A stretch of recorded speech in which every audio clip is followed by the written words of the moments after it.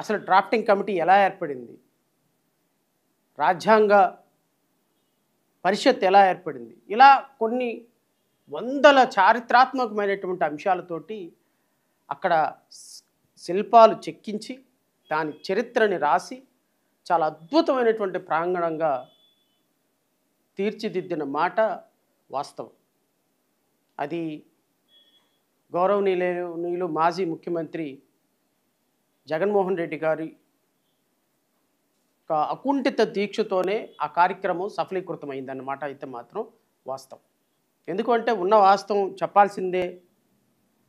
2020-21 నుంచి కరోనా విలయతాండవం చేసిన పరిస్థితుల్లో, రాష్ట్ర ప్రభుత్వాలు ఆర్థిక పరంగా ఇబ్బందులు పడుతున్నటువంటి పరిస్థితుల్లో రాష్ట్ర ప్రభుత్వం ఎన్ని ఫైనాన్షియల్ కమిట్మెంట్స్ ఉన్నప్పటికీ కూడా డాక్టర్ బిఆర్ అంబేద్కర్ విగ్రహాన్ని, ఎందుకంటే 2014లో ఈ రాష్ట్రంలో అధికారంలో ఉన్నటువంటి తెలుగుదేశం పార్టీ, బహుశా అప్పుడు కూడా ఎన్డీఏనే, Telugu Desam party, Bharatiya Janata party and Pawan Kalyan ముగ్గురు కూడా అధికారంలో ఉన్నారు. వీళ్ళ ముగ్గురు కూడా అమరావతిలో డాక్టర్ బిఆర్ అంబేద్కర్ విగ్రహాన్ని ఏర్పాటు చేస్తాము అని చెప్పి 2019 వరకు ఏ విధంగా ఏర్పాటు చేశారో రాష్ట్ర ప్రజలందరికీ తెలుసు.